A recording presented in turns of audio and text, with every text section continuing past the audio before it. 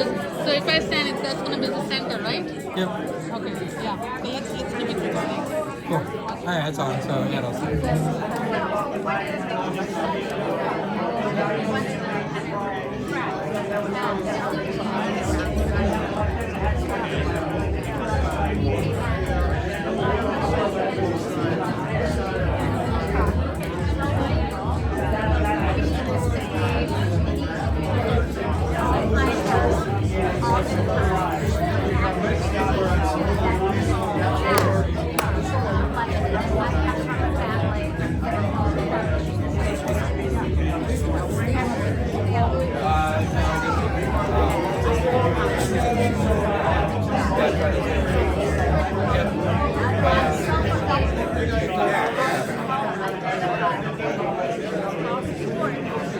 All right, ladies and gentlemen, welcome to SVB here on a lovely Thursday evening. We're going to get started, so I'm going to ask you guys to go ahead and grab either a quick drink or a quick plate or a high five to your neighbor and stuff, and grab a seat. We're going to kick off the programming here momentarily. Kosher? Kosher. I'm vibing. I like it. Thank you. Wow, this room, you guys get nice and quiet real quick. That's really cool. Yeah, this is good. Wow, it's like weird. You guys like hop right to it. Honestly, I'm not used to that. So let's just get started, man. People are chilling. All right. Okay, so I'm waiting for folks in the background to come and take a seat. Maybe Sanjana, if you can just tell the folks, and we'll get started. All right, please take a seat, folks, or grab something to eat.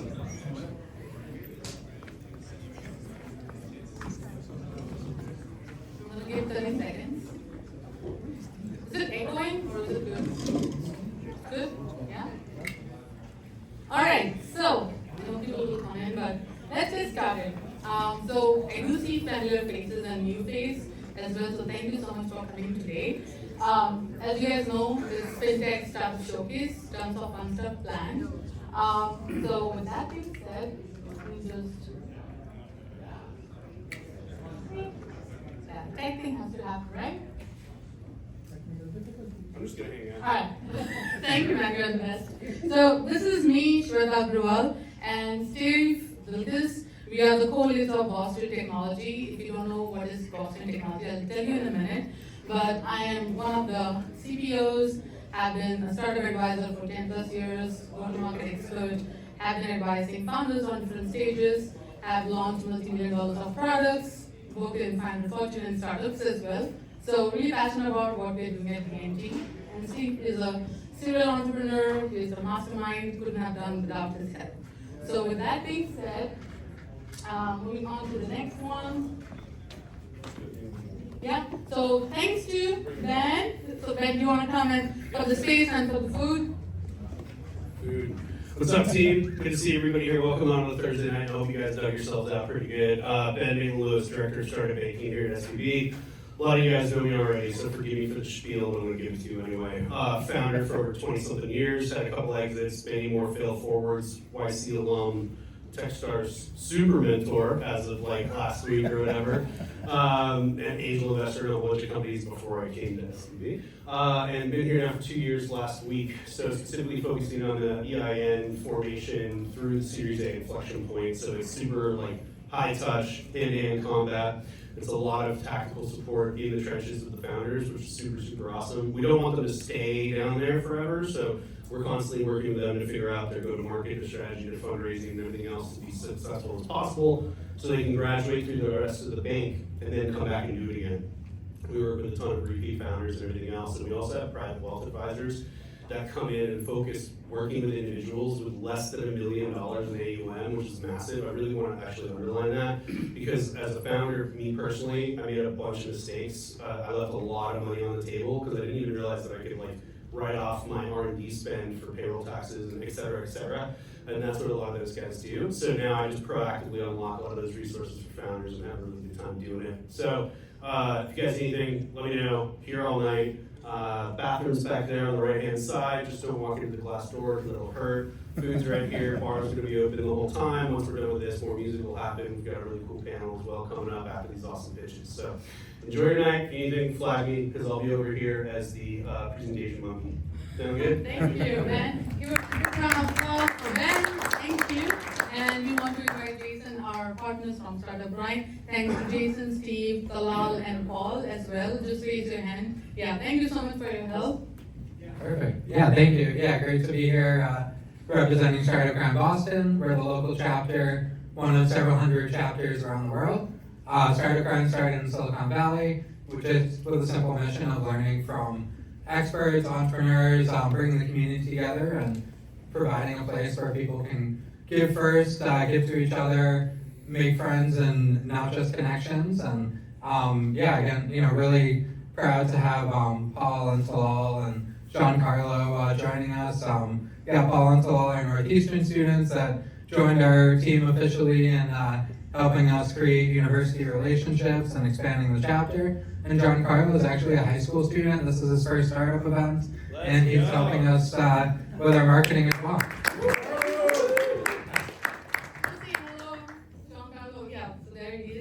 Thank you so much. And as we move on to the next slide, Ben, I need your help. All right, so this is an agenda. Quick, I hope you guys are grabbing something to eat. What we're gonna do is we're gonna have startup showcase. So we have a couple of founders, 3 minutes for each, and then we'll take 2 minutes questions from the audiences. We're gonna take a group photo after the startup showcase, so don't leave. Then we're gonna have amazing panel, gonna talk about Fintech and AI and what it means for founders in the current economy. And then we're gonna do lots of networking after that, and we'll close out. And then with that being said, so as you might be thinking, what is Boston Technology for people who don't know? We've been around for more than 17 plus years. It's a community, it's a platform for founders, entrepreneurs, whether you're first-time founders, serial entrepreneurs, technologists, data. I come from product tech and AI and startups. So we wanted to build this community. We have tons of founders who have went and raised money, who have co-founded, so tons of things.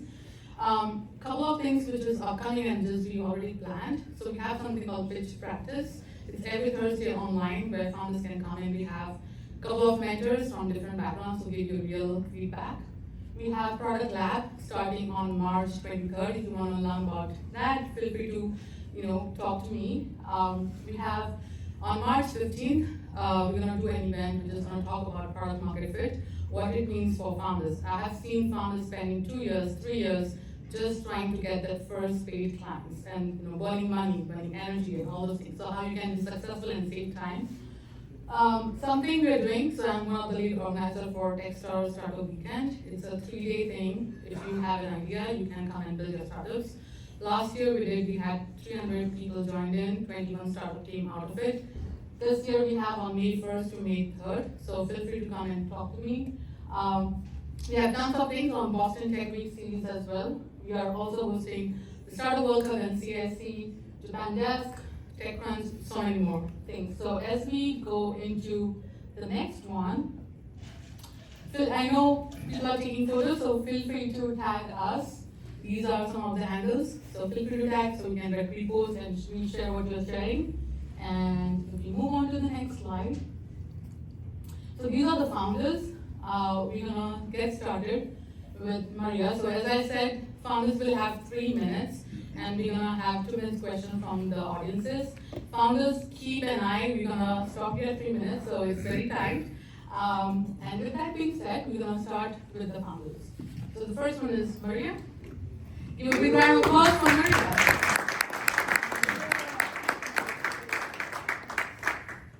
Then you're gonna I'm the monkey. All right, so since the timer hasn't started yet, my name is Maria Tiguero. I'm the co-founder CTO of Real Time Taxes. That's what I'm talking about. All right, let's go. So everybody's excited for April 15th doing your taxes, right? Yeah, no, you're not. You lie. Because January 15th was the last date you had to pay your estimated taxes for 2025. If you didn't get that, if you didn't get the right number, you're facing penalties. And you don't even have all You didn't even have all the information to make that payment on January 15th. So next slide, please. So we're playing a game of blind darts.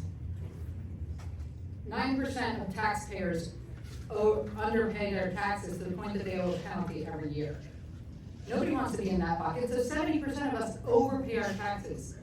$500 billion a year in tax overpayment every year. Next slide. So real-time taxes, we're addressing that. We're giving our users visibility and control of their tax withholdings so that April becomes a planned outcome and not a surprise. If you're underpaying, you'll know exactly how much you're underpaying so you can plan for it. If you'd like to get that big bonus check in April, we'll put that into an interest-bearing account.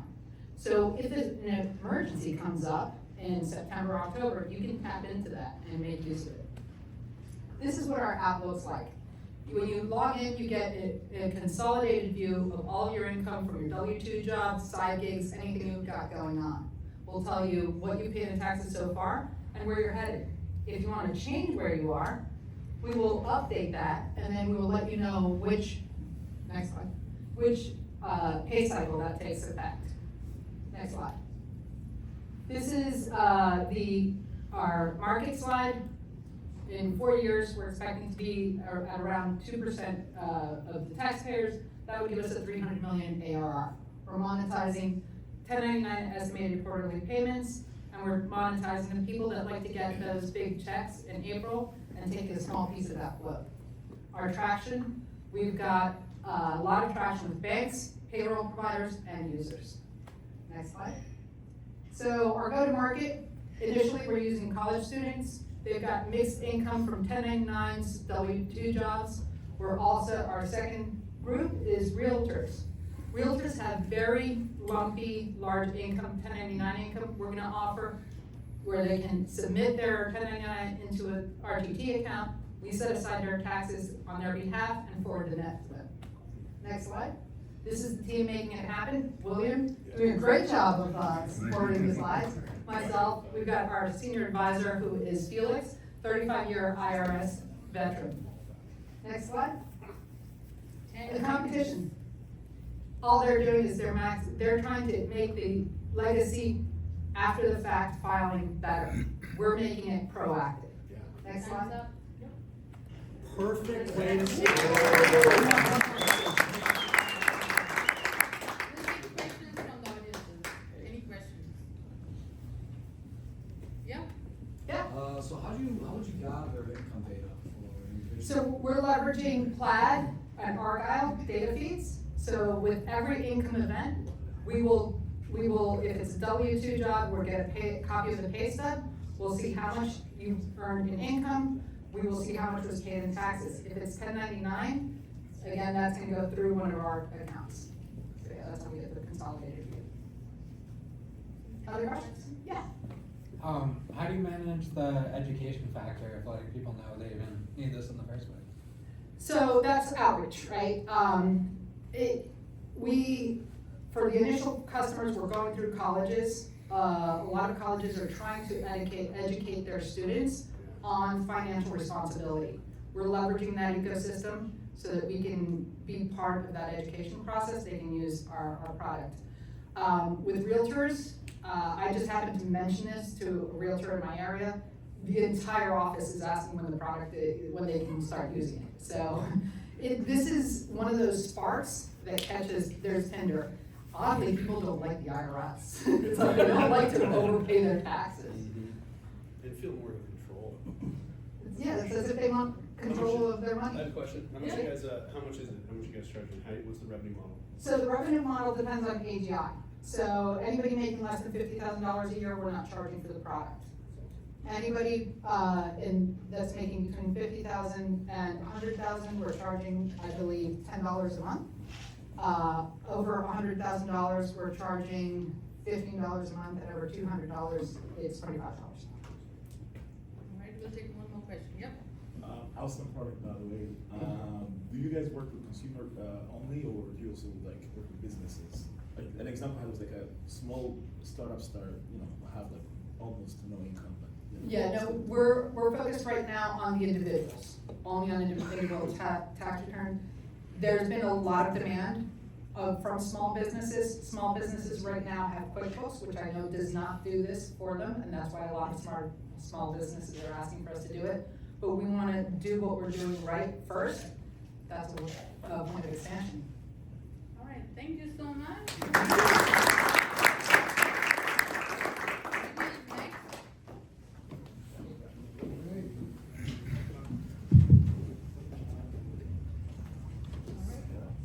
Hi, my name is Jimmy Kataburuse, co-founder and CEO of iConic by ApplePay. ApplePay is probably focused in the problem all Africans living in the US face. Sending money back home is expensive, slow, and fragmented. That's why we come with the solution, ApplePay. ApplePay, next, is a cross-border payment to send money instantly from the US to the globe. Second, a global wallet to hold multiple currencies. Next, please. Next. In the meanwhile, sending the remittance to Rwanda doubled from 2020 to 2023. And sub-Saharan Africa increased by $12 billion. Our markets will refocus first to Rwanda, which gave us a sum of $300 million and service addressable markets for $3 billion and the total addressable market of $7 billion. We already validate with 95 users before launch. Next. And our go-to-market strategy is tailored to reach all Rwandans living in the US and other Africans. Next. Our business model is simple. $0 per month for individuals and focus in FX markup, and for businesses $14.99 per month. This is our competitor, World Remit, Nala, and CheaperCash, Remitly, and others. Next. Our competitors are focused on banking rails and correspondent network, but for us, it's hybrid. Traditional banking at the front end, and the back end is stablecoins at the settlement to improve the speed of settlement and the speed of money transfer.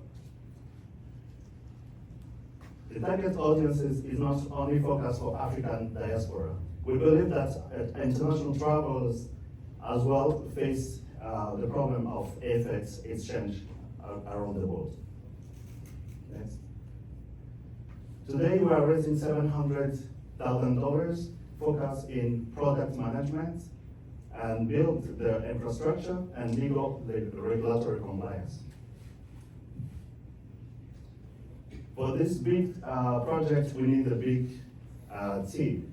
Myself and others, we have more than 10 years of experience in fintech and investment banking. Time's up. Thank you.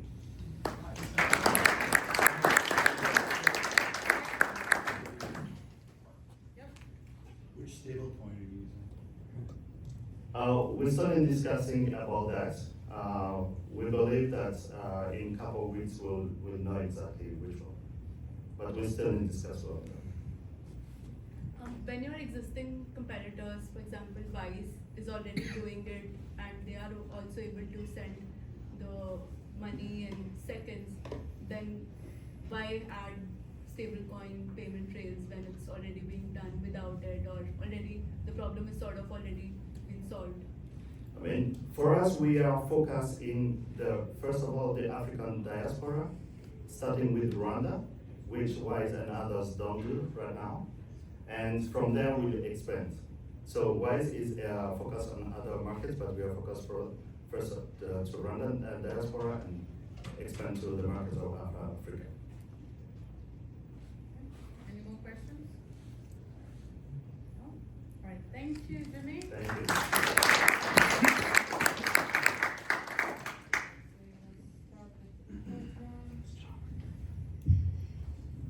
Richard?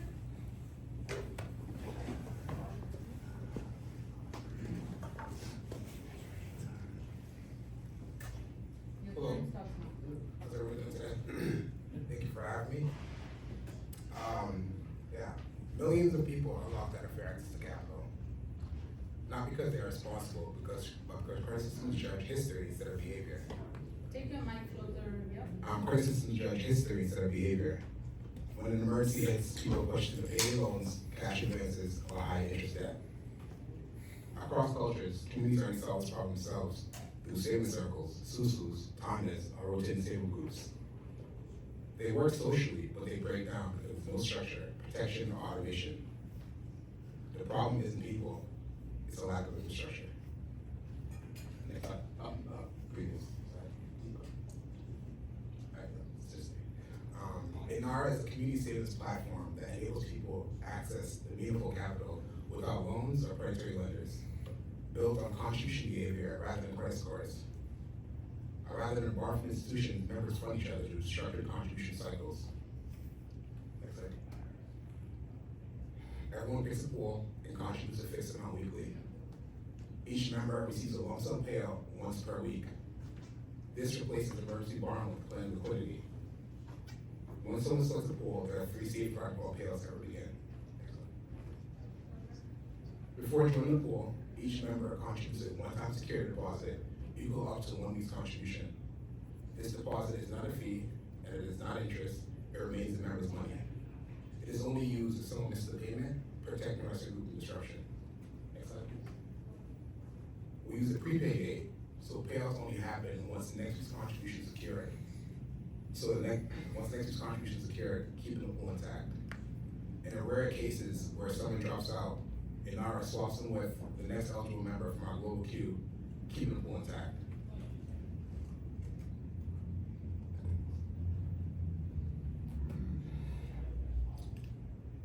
INARA launches through sponsored pilot programs, not mass consumer advertising. We partner with trusted institutions such as the Chamber of Commerce, community organizations, universities, and workforce programs to set up time-bound stable cohorts for their members and communities. INARA's vision is to have access to capital be a normal planned part of everyday life, not a debt-driven decision. My name is Richard Holmes, I'm the founder of INARA. Thank you.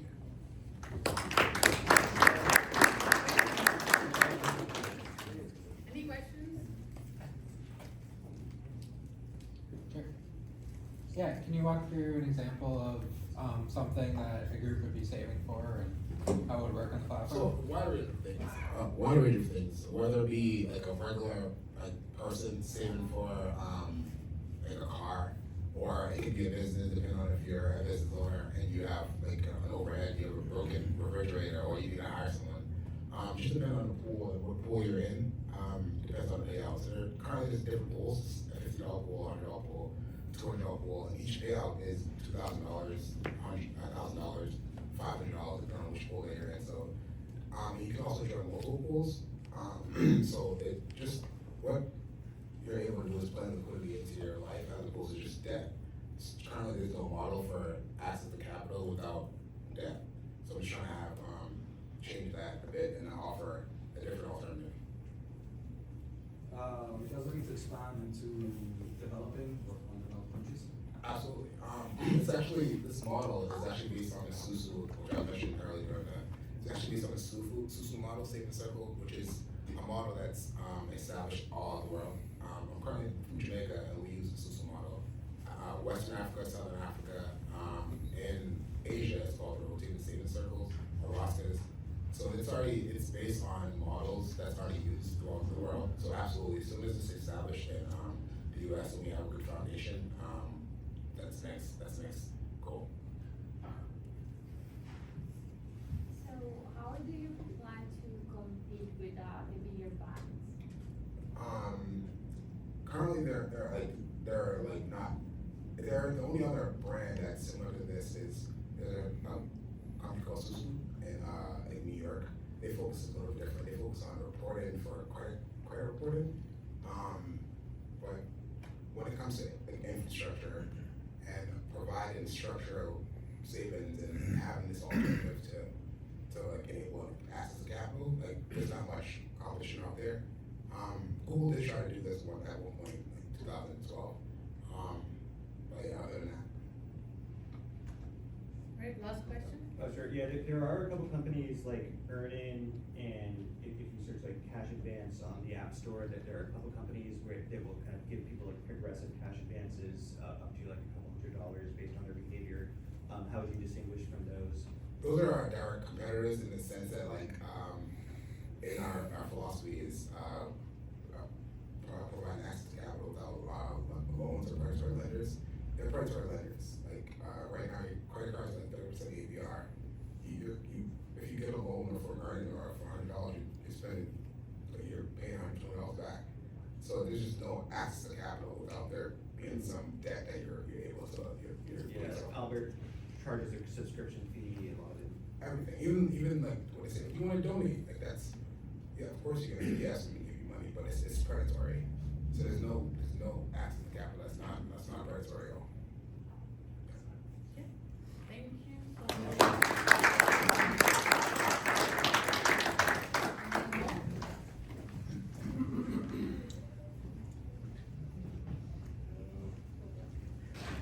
Come on.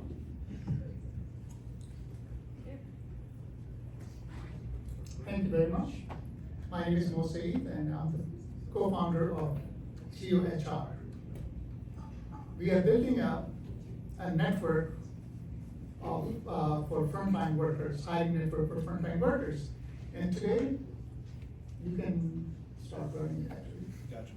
So there are over 50% or half of American population does not really have a full-time jobs. They're working as gig workers, they're working as a 1099 contractors, and that trend is that means they're hustling. They have to have multiple jobs actually to be able to find work, and because this does not really support any kind of benefits. So in order for us to do this thing, the system that was built earlier cannot support it. And I can just tell you what really happened. I came to this country 30 years ago, and my first job was at McDonald's. And when I walked into McDonald's, they gave me actually a clipboard and a paper application. That was 30 years ago. Guess what happened today? That we are living in an AI era. So this has not been changed. Actually, what really happens is it takes almost 2 weeks for somebody to get a job. The system was built for a different era. It's an antiquated system. And you can go to the next one. And really, it's not only the system is antiquated, actually the employer has no visibility, real-time visibility to figure it out whether the person who has applied for a job is also available, because there is no way for them to figure it out. And this has become a really big problem for employers, because half of them, when they are ready to actually pull the application from the pile, they are gone, or they are not available.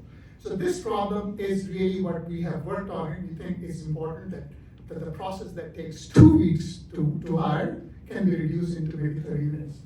So what we have done we have built Clio.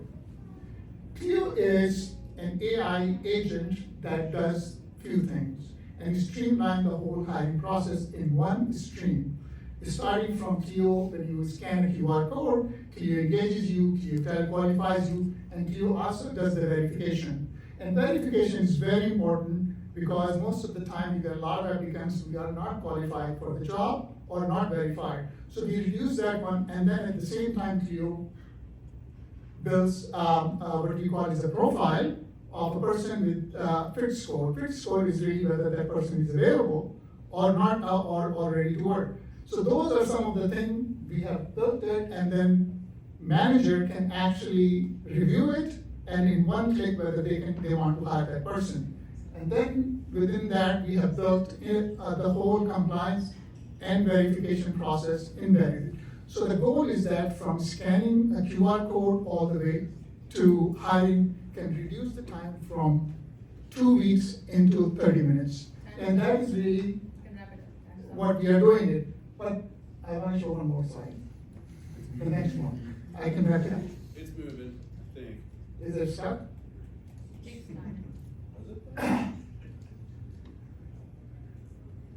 So the last thing I want to do is that what we are doing is building a network. Network is that each person who has applied for it is being verified, and he's part of the node, and Clio will become actually, what I call is the dispatcher of the system. Right now, we have one employer and multiple verified candidates, and over time, this network will grow, and then we will be able to do it. An employer can literally scan and hire the candidates because those are verified.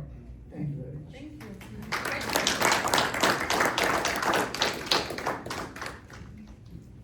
Yep. So first and then we'll go to you. Yes. Interesting concept, thanks Thank for you. demonstrating. I'm curious, like, I think the federal system is E-Verify.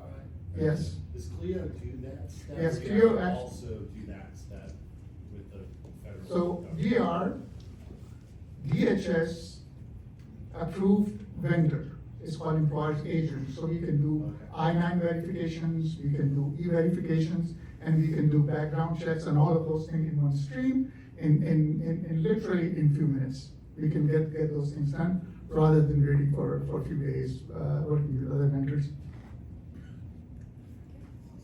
Yeah, awesome product. I was really curious about what markets you are working with, especially I was thinking about healthcare. There's a lot of multiple professionals, personal care people who really need to have multiple shifts and apply. It takes them a month to hear back and then everything's done. Yeah, so this is exactly what we are working on it. The goal is that each one will have actually what we call as a passport, a verified passport with all the information, all the data, all of those things in one place, and you can go into one provider to another by simply showing your QR code, and they can scan and literally potentially they can hire you on the spot, ever filling out any paperwork. Yes. Go ahead. And where in the process, I'm sorry if I missed this, do sort of the skills and capabilities come in? Like I understand that you're, because the speed and everything you said makes total sense, and it's a very inefficient market right now. But where and how are they evaluating skills to know that they actually want to hire this person? So this is exactly right. So Clio actually, when Clio does the qualification, she is going to be asking several questions, and that is really important, that whether that person is qualified. Remember that we are looking for frontline workers. They are working for McDonald's, they are working for other places. There are 80 million Americans who are already having multiple jobs. So those are based on that. Clio actually is trained as an agent to ask some specific questions, and some of them are like, are you legal to work? Do you have a transportation? Do you have a car? Do you have an experience working in the kitchen? All of those things, Clio does it, and she calculates the score. We call it FIT score. So that is really the intake. Clio take it well. She's engaged with the candidates, and it literally takes 3 minutes for Clio to build the whole profile and the FIT score. Me? Yeah. Yes. So I was just interested because the background check that you Yes. did today, to do a background check, the Fed only allows the company to do it. We as vendors cannot go and say we want to verify this guy. But if a company is hiring, they can go and get the background check. So how are you circumventing that? No, I'm not circumventing it. Actually, we call it human in the loop, right? At the end of the day, if we are not automating the human out of that existence, manager will actually have an actual conversation. We are just streamlining the whole process. And once they decided actually to run a background check, it's really Sally in the back office. She does the onboarding, she reviews the file, and she can press the button and run the background check, provided it's approved by the employer. Yes. We could also use a company called Checker, as an example. Like my last company, we had 8,700 1099 contractors, and we background checked every single one of them, not our clients. We just put them through Checker, so we had everything there, and it was all pulled in. So you can do it as the intermediary. Yes. Is that the question? Like. Yeah, it was my question because Yeah. they generally say you have to be the hiring person for you to do a background check. You The can person do it being for hired these has to instances. have to authorize your background check. Yeah. They don't care who actually does it, it's always a third party, it's never the company that's hiring them. Yeah. You have to hit a button, the job offer will say, sorry, will say, do you authorize a background That's all check? right. Yes, I do, We work accept together. the DocuSign. Okay. Yes. Oh, sorry, go ahead. No, so automatically, the program you're working on is like a filter. Like we have a compiled resume. Screen. Do a filter instead of somebody filtering. Yes. That's like the main function, right? One of the functions, yes. one of the functions is to really streamline the whole process, right? Because the process was built for the different era, right? Where you have once in a while you get a job. Now you have people have working continuously. They have to have multiple jobs, so they need to have a system that can actually accommodate this. And that is really the key, is the response to the changing world we are living in today. All right, that's all. Thank you. Thank you. All of you come here. We're gonna take a group photo and then we'll have a panel. So feel free to come in really quickly. I was not drinking in the picture? Okay.